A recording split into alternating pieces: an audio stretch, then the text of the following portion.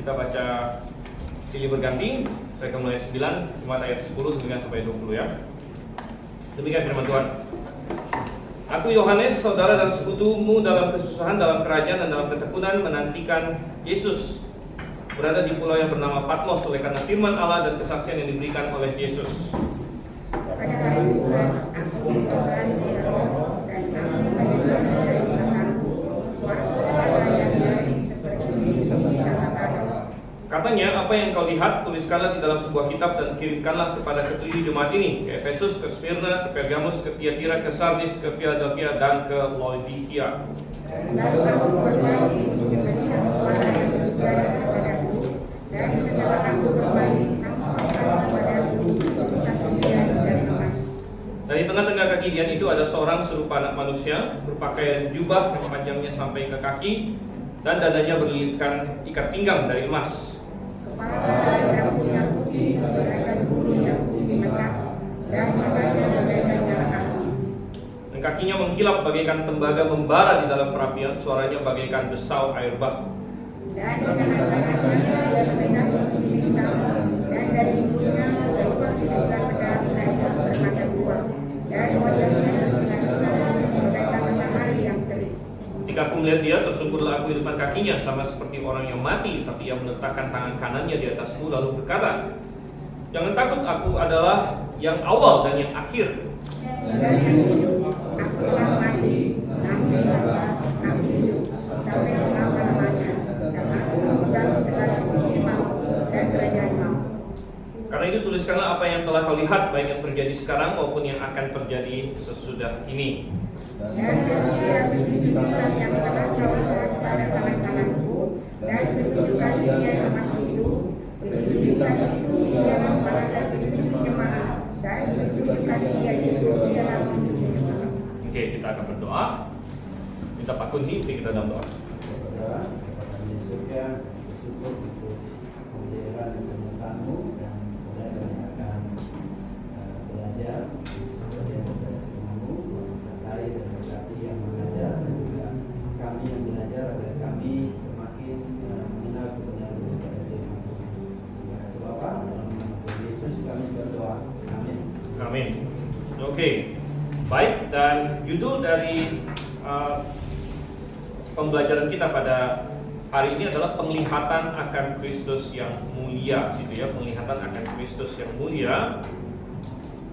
Dan kita akan melihat poin nomor 1, untuk ketiga kalinya penulis menyebut namanya sendiri, yaitu Yohanes. Dia berkata, aku Yohanes. Oleh karena itu kita tidak perlu ragu-ragu untuk memahami bahwa penulis kitab Wahyu adalah Yohanes.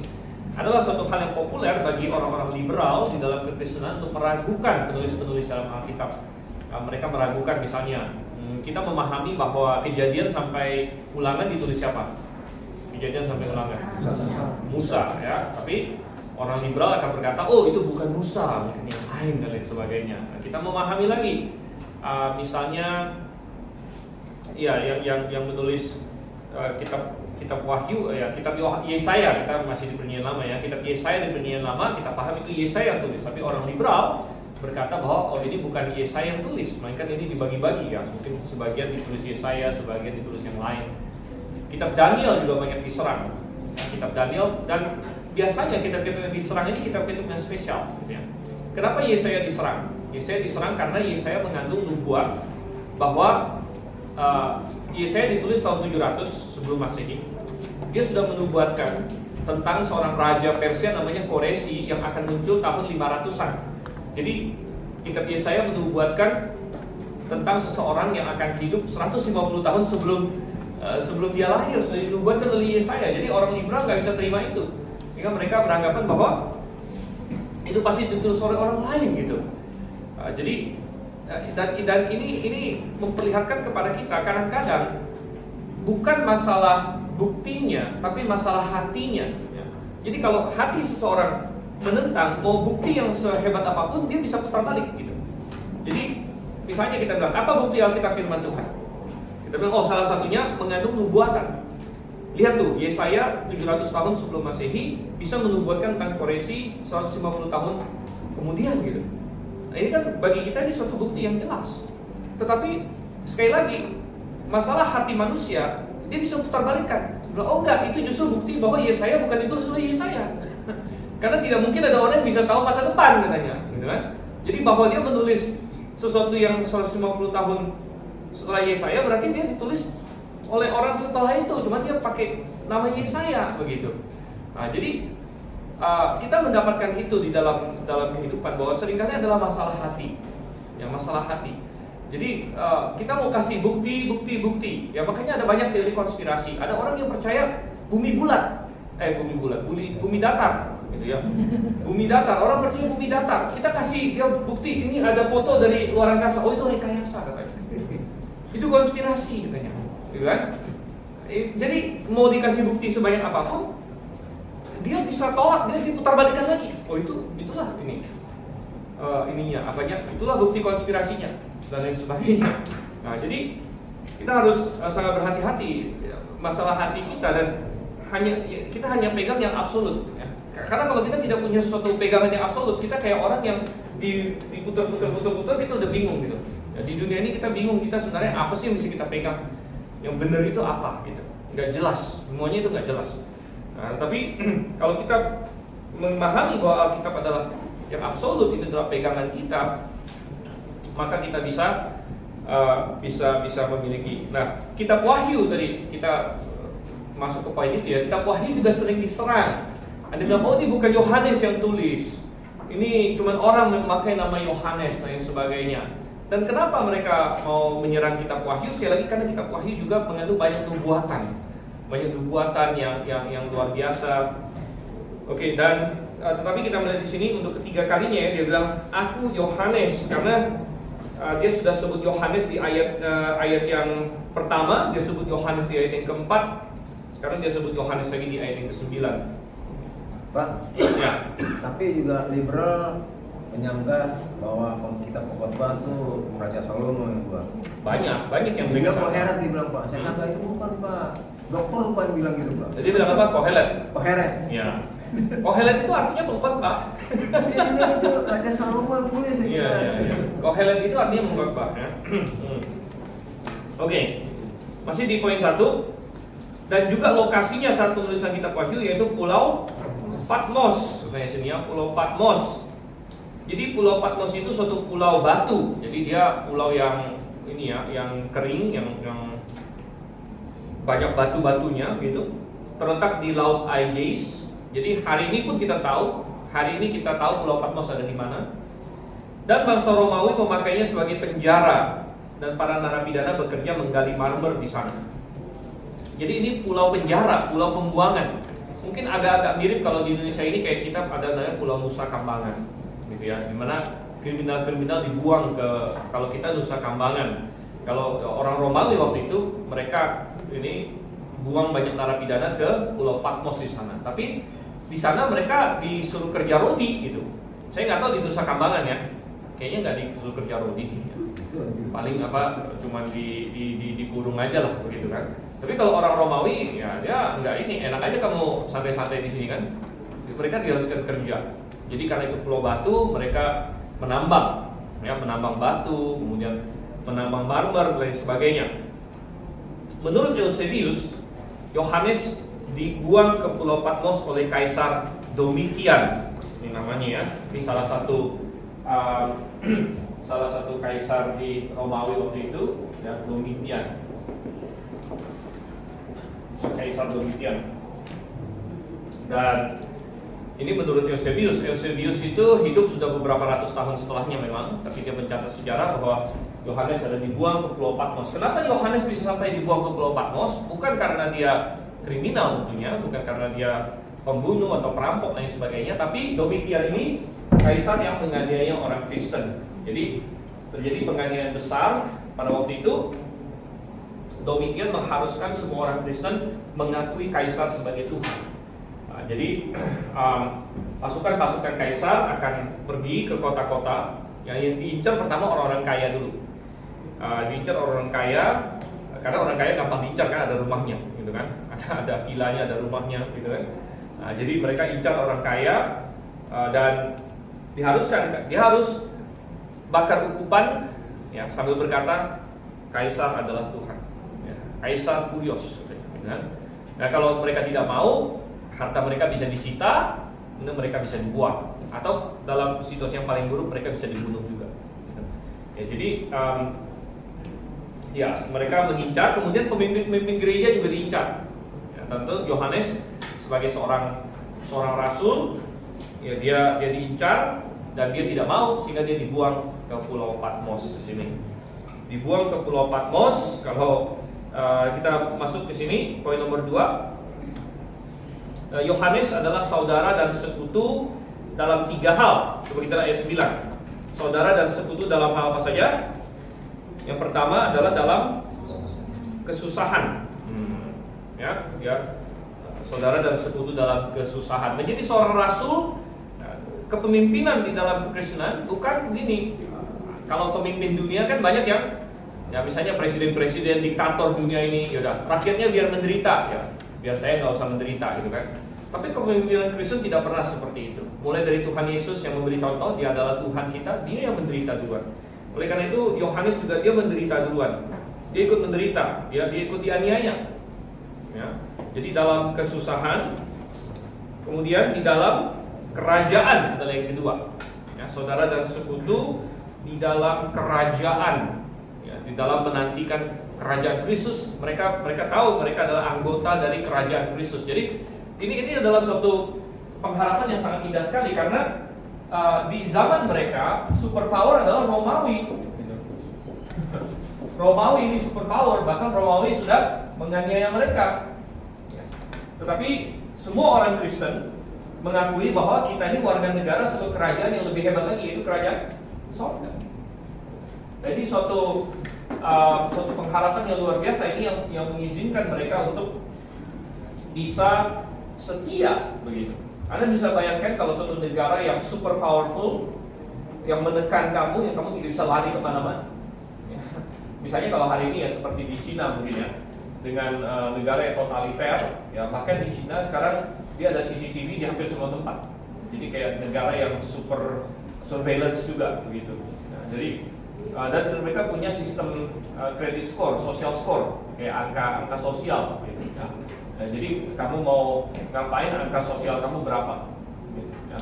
Kalau angka sosial kamu ini makin jelek, kamu bisa nggak bisa ngapa-ngapain, mau beli tiket aja nggak bisa gitu, dan lain sebagainya ya. Tapi suatu negara yang super powerful, yang mirip seperti Romawi pada waktu itu juga super powerful ya, dan menekan gitu kan. Ya, dan mungkin tidak, saya ini sebagai seorang individu kan seperti semut aja gitu. Kita seperti semut, bagaimana bisa melawan polisi, melawan negara yang begitu kuat gitu kan? Bagaimana bisa melawan itu?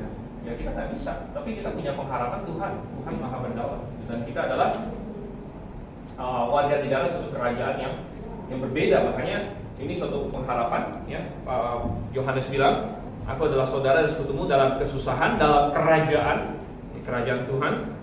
Dan dalam yang ketiga adalah dalam ketekunan, ya, ketekunan menantikan Yesus. Dan ya, kadang-kadang Tuhan mengizinkan ada kesusahan datang. Tuhan mengizinkan ada kesusahan datang, ya supaya kita tekun menantikan Yesus, begitu. Ya, tekun menantikan Yesus, ya karena kita menjadi disadarkan bahwa ternyata dunia ini bukan rumah kita yang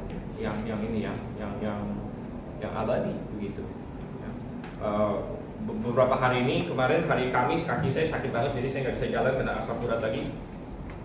Ya saya selalu mengambil hikmahnya aja. Ya ini Tuhan mau ingatkan saya bahwa untuk menantikan tubuh kemuliaan gitu ya. Tidak terlalu ini tubuh nggak padahal umur juga belum tua-tua banget gitu kan. Tapi begini-begini ya oke lah, kita menantikan ini tubuh kemuliaan gitu kan. Menantikan tubuh kemuliaan. Karena kalau kita terlalu nyaman di dunia ini ya kita jadi nggak rindu banget gitu ya, nggak rindu banget dengan sorga ya, rindu banget dengan Tuhan ya. Tapi Yohanes di sini dia adalah saudara dan sekutumu dalam kesusahan, dalam kerajaan, dalam ketekunan menantikan Yesus, katanya di sini ya. Oke, ada yang berkata begini, ketekunan adalah reaksi kimia rohani yang mengubah penderitaan menjadi kehormatan. Jadi ketika kita menderita, namun kita tekun, ya maka penderitaan itu akan berubah menjadi kehormatan nanti, ya bagi kita. Oke, poin nomor 3, Yohanes berada di Patmos karena firman Allah dan karena katanya kesaksian Yesus. Karena kesaksian Yesus. Ya, sekali lagi, karena dia tidak mau berkata bahwa Kaisar adalah Tuhan, Kaisar adalah Kurios. Karena bagi dia hanya ada satu Tuhan, yaitu Yesus Kristus. Hanya ada satu Tuhan, Yesus Kristus. Sekarang kalau kita sebut Yesus, tambahkan Kristusnya. Kalau nggak banyak Yesus yang lain, gitu ya. Ada pemain bola banyak namanya Yesus juga soalnya. Yesus Kristus di sini. Oke. Kemudian Yohanes cerita apa yang terjadi pada diri dia di ayat 10, pada hari Tuhan aku dikuasai oleh Roh. Kita lihat poin nomor 4 kita. Hari Tuhan, ya, itu berasal dari kata kuriakos di sini ya. Hanya muncul 2 kali dalam Alkitab kata kuriakos ini. Yang satunya lagi di 1 Korintus 11 ayat 20, dan artinya adalah hari milik Tuhan. Jadi kata kuriakos, kurios itu Tuhan, kuriakos itu milik Tuhan, ya. Jadi kurios itu Tuhan, kuriakos milik Tuhan. Jadi hari milik Tuhan. Dan rupanya ini dipakai oleh jemaat mula-mula untuk mengacu kepada hari Minggu, ya, untuk mengacu kepada hari Minggu, karena hari Minggu adalah hari kebangkitan Tuhan, gitu ya. Jadi diacu kepada hari milik Tuhan, ya, hari kebangkitan Tuhan. Dan mereka juga sering, contohnya adalah mereka berkumpul pada hari pertama biasanya. Di jemaat mula-mula itu mereka berkumpul bikin kebaktian atau pertemuan jemaat pada hari yang pertama, gitu. Ya. Dan ya kita tidak melakukan ini secara secara legalistik. Artinya ya misalnya di masa-masa penganiayaan, ya bisa saja ada gereja yang supaya tidak dianiaya di hari Minggu, ya dia cari hari lain ketemunya, itu bisa saja, gitu ya. Tetapi karena tidak ada suatu perintah dalam Alkitab kamu harus bertemu pada hari Minggu saja, gitu. Tidak ada perintah seperti itu. Kalau kita baca di dalam Kisah Rasul misalnya, jemaat Yerusalem pernah satu saat mereka ketemunya apa? Tiap hari malah. Pernah ya, waktu setelah Pentakosta tidak lama mereka ketemu tiap hari. Ya, itu pernah, gitu kan? Kemudian kalau kita, ya memang kita sering ketemu Minggu, tapi kan kita ada ketemu hari Rabu juga, gitu. Kita ada ketemu hari-hari lain. Jadi bukan berarti Minggu itu hari yang kudus bagaimana. Kita tidak memahami seperti itu. Ya, namun kita melihat aja ada suatu tradisi atau kebiasaan para rasul. Di Kisah Para Rasul mereka ketemu pada hari Minggu. Misalnya coba kita lihat di 1 Korintus. Coba kita lihat 1 Korintus pasal yang ke-16. 1 Korintus pasal 16.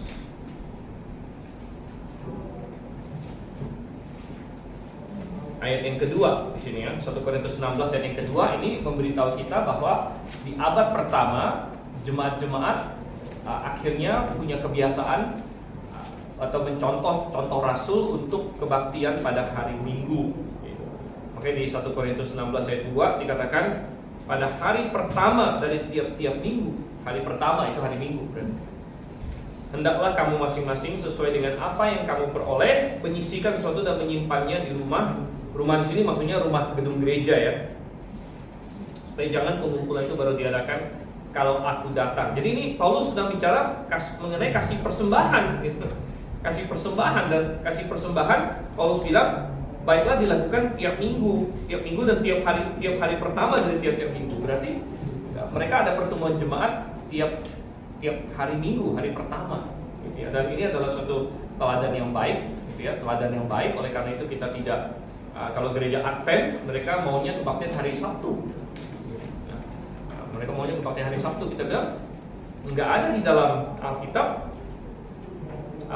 ini contoh orang gereja-gereja kebaktian hari Sabtu gitu. bukan berarti nggak boleh. Ya kadang-kadang kita Sabtu ada kebaktian juga, ada kebaktian pemuda gitu kan, ada kebaktian kaum wanita, bukan berarti nggak boleh. Ya tapi kita tidak melihat Sabtu itu sebagai hari kudus, itu jelas enggak. Gitu ya. Dan teladan-teladan Rasul, pertemuan-pertemuan jemaat dilakukan pada hari Minggu. Ya, jadi kita mengikuti itu. Oke, kembali ke Wahyu pasal 1. Jadi pada hari Tuhan di sini, pada hari Tuhan. Jadi pada zaman itu hari Minggu mulai disebut sebagai hari Tuhan juga, ya, karena ini maka dalam isian kita adalah pantas bahwa Kristus menulis kepada ketujuh jemaat lokal pada hari mereka berjemaat, yaitu hari Minggu atau hari pertama, gitu ya. Tadi sudah kita lihat 1 Korintus 16 ayat 2. Kalau kita mau buka Kisah Rasul 20 ayat 7, di situ juga kita mendapatkan waktu Paulus mengunjungi jemaat di Troas, mereka kebaktiannya pada hari Minggu, bahkan kebetulan Minggu malam pada waktu itu kebaktiannya. Ya. Oke, baik. Poin nomor 5 di sini sekarang. Masih di ayat 10, pada hari Tuhan. Pada hari Tuhan, aku dikuasai oleh Roh. Ya, kata dikuasai oleh Roh secara literal berarti berada dalam Roh, mengacu kepada kondisi spesial yang dimungkinkan oleh Roh Kudus agar ia dapat menerima pesan ilahi atau menerima wahyu ilahi, ya, menerima wahyu ilahi. Jadi dia dikuasai oleh Roh atau dia berada dalam Roh. Jadi dia dikuasai oleh Roh Kudus demikian rupa supaya dia siap menerima wahyu ilahi, gitu ya.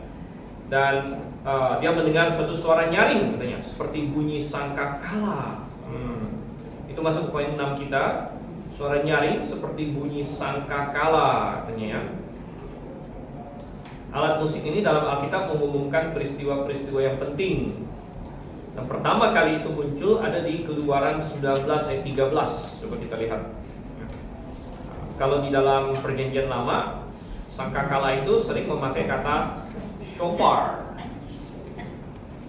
Di Keluaran pasal 19 ayatnya yang ke-23, ayat ke-13.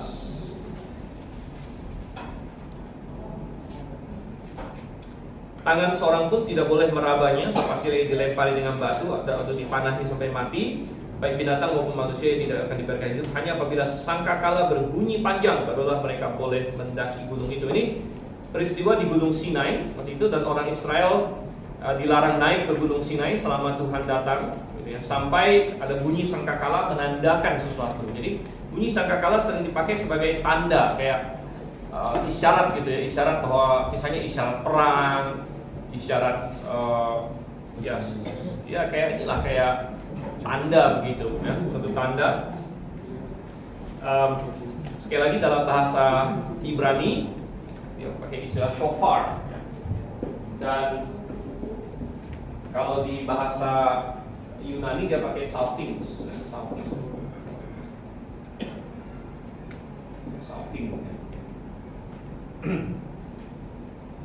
atau bisa juga pakai X, saltings. Jadi kita lihat di sini, ya, dan kalau shofar itu dia biasa dari tanduk ini, tanduk apa? Ini apa? Semacam ininya ya, apa kayak tanduk kambing tertentu gitu ya. Dia kayak muter-muter begitu ya. Ya, dan itu mesti ditiup dengan cara yang spesial gitu ya. Oke, poin nomor 7. Jadi suara yang nyaring seperti bunyi sangkakala ini adalah suara Tuhan sendiri. Ya, ini adalah suara Tuhan sendiri atau suara Yesus Kristus sendiri. Suara Yesus Kristus sendiri. Bandingkan dengan pasal 4 ayat 1 nanti. Coba kita lihat ini, Wahyu 4 ayat 1.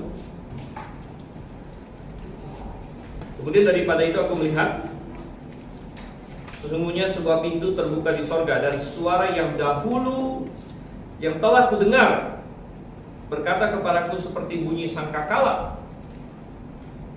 Katanya, naiklah kemari, aku akan menunjukkan kepadamu apa yang harus terjadi sesudah ini. Jadi suara yang dahulu ku dengar seperti sangkakala maksudnya di pasal 1. Nanti dia akan dengar suara itu lagi di pasal 4 begitu.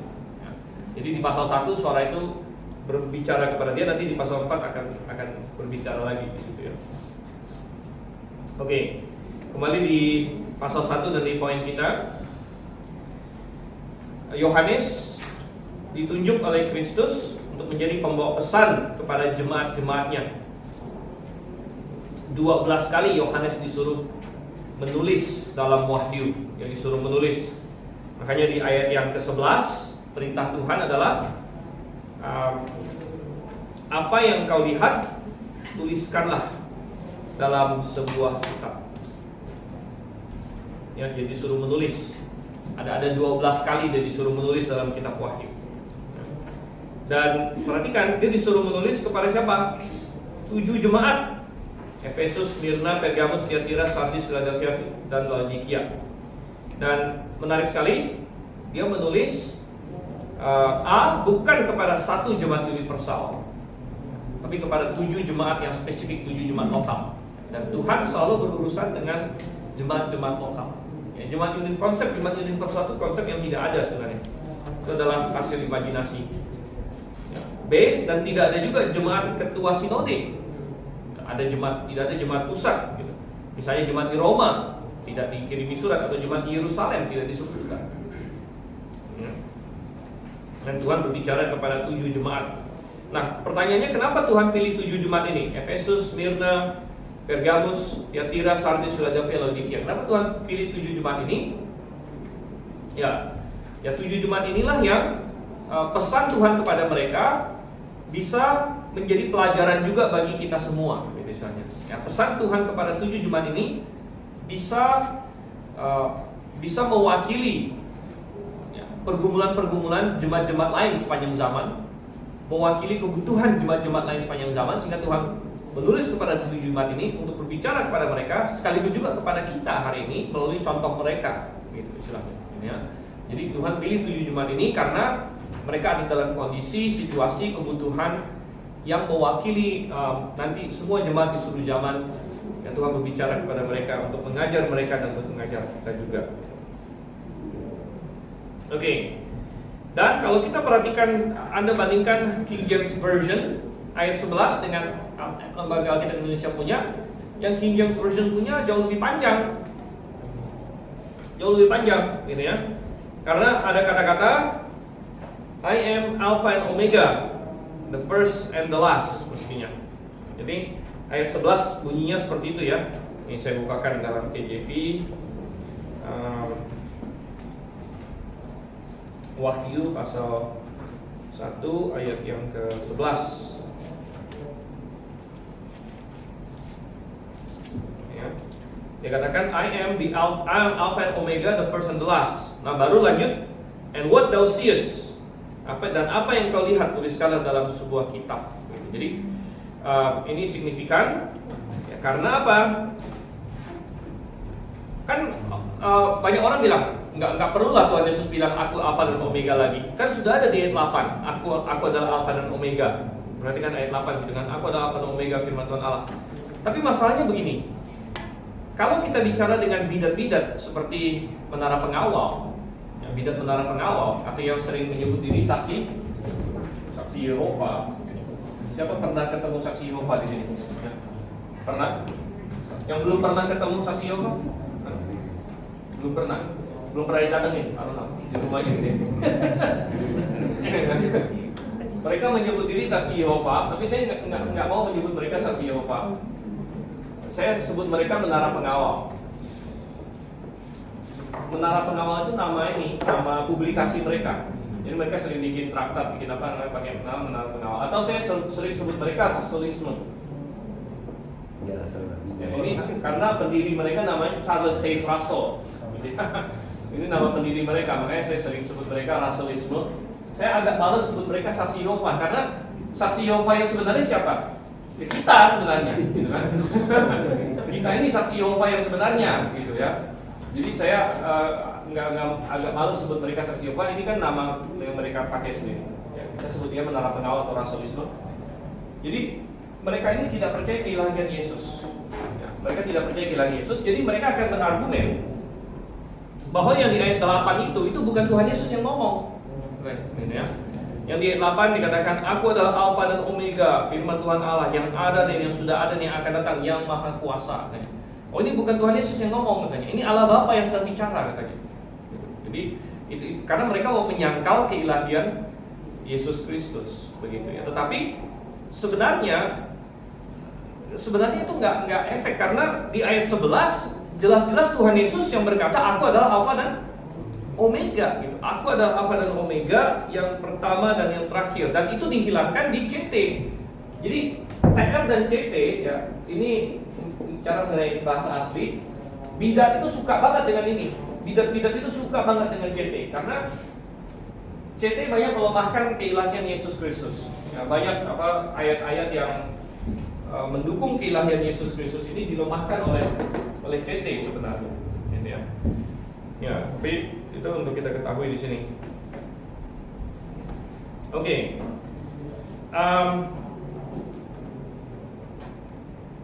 Kemudian kita lihat ayatnya yang ke-12. Lalu aku berpaling untuk melihat suara yang berbicara kepadaku. Dan setelah aku berpaling, tampaklah kepadaku 7 kaki dian dari emas. Oke, 7 kaki dian dari emas. Apa itu kaki dian? Kaki dian. Dulu saya juga nggak ngerti kaki dian itu apa, gitu kan? Memang harus dicek di kamus ya. Karena dalam bahasa Indonesia tidak terlalu intuitif apa sih artinya kaki dian, gitu kan? Tapi sebenarnya kalau kita cek di kamus bahasa Indonesia, kaki dian itu ya tempat lampu sebenarnya. Ya, tempat lampu, gitu ya. Jadi kalau dalam bahasa Inggris dia terjemahkan candlestick di sini ya. Candlestick ya, ya kayak tempat lampu atau tempat lilin, kandil orang bilang juga, ya kandil, gitu ya. Kalau di PL itu ada di bait suci itu ada kandil yang dari emas segala macam. Jadi 7 kaki dian, candlestick, ya, kandil menandakan apa? Ketujuh jemaat itu sudah ditafsirkan oleh Tuhan ayat 20 di situ. Ya, Tuhan sudah kasih tahu langsung. Ketujuh kaki dian itu ialah ketujuh jemaat. Ya. Jadi menandakan ketujuh jemaat sebagai tempat bersinarnya kebenaran. Jadi tempat bersinarnya kebenaran karena jemaat adalah tiang penopang dan dasar kebenaran. Itu 1 Timotius 3:15 ya, ayat yang sudah ini TPDK kita bilang ya. TPDK tiang penopang dasar kebenaran, dan jemaat itu digambarkan sebagai kandil. Nah, ini sangat cocok sekali. Kenapa? Karena jemaat itu sendiri bukan terangnya itu sendiri siapa? Yesus sebenarnya. Yesus adalah terangnya. Tetapi Yesus adalah terangnya, tetapi kita juga bisa disebut terang kalau ada Yesus di dalam diri kita. Dan jemaat juga bisa disebut sebagai, ya, makanya jemaat dikasih sebagai candlestick atau tempat lampu, tempat terang sebenarnya. Ya, karena jemaat memiliki Yesus Kristus dan jemaat memiliki firman dari Yesus Kristus. Nah, jadi itu sangat cocok sekali.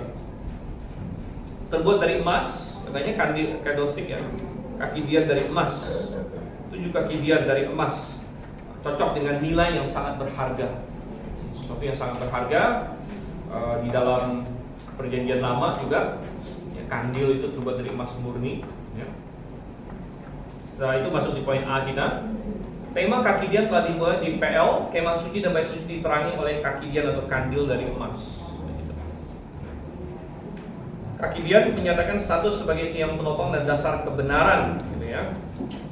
Tiang penopang dasar kebenaran yang beralih dari Israel kepada jemaat-jemaat lokal.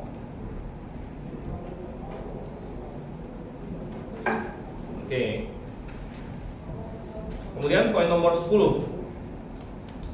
Setelah sekilas melihat 7 kaki dian, Yohanes beralih ke pribadi sentral, yaitu Yesus Kristus.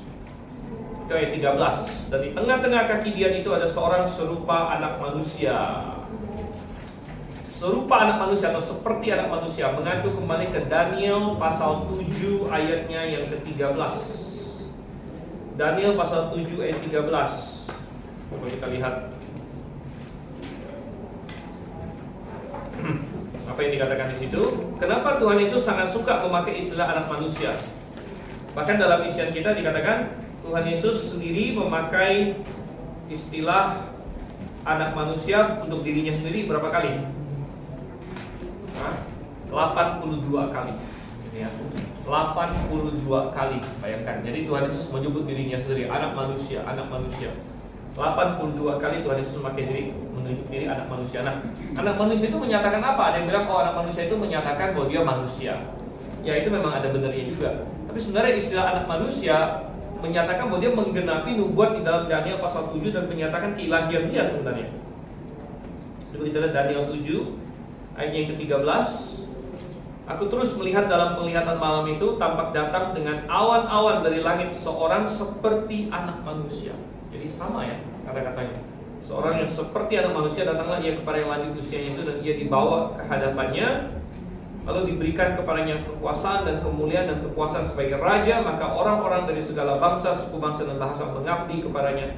Kekuasaannya adalah kekuasaan kekal yang tidak akan lenyap, dan kerajaannya ialah kerajaan yang tidak akan musnah. Jadi seseorang yang serupa anak manusia menghadap Allah Bapa, diberikan kuasa atas semua segala macam. Nah, ini adalah nubuatan tentang Yesus Kristus. Dan gambaran yang sama dipakai di sini di Wahyu 1 ayat yang ke-13, seorang yang serupa anak manusia. Di Daniel dikatakan seperti anak manusia, di Wahyu dikatakan serupa anak manusia. Dan oleh karena itu tidak heran ketika Yesus menyebut dirinya anak manusia, ya, sebanyak 82 kali di situ. Itu sungguh-sungguh menandakan keilahian dia, gitu ya. Oke, baik. Kemudian kita akan melihat gambaran dari Tuhan Yesus. Mungkin kita tidak akan lanjutkan sekarang karena waktu kita sudah habis, gitu ya. Dan kita tidak akan bisa selesai. Tapi kita masuk ke sini nanti bagaimana Tuhan Yesus menyatakan dirinya, seperti apa, gitu, dan apa makna dari semua ini, gitu kan?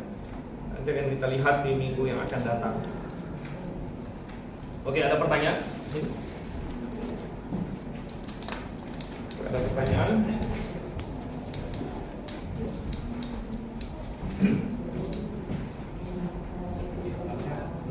Ya. Apakah ada catatan sejarah bahwa Rasul Yohanes pada masa tuanya itu pernah tinggal di Efesus?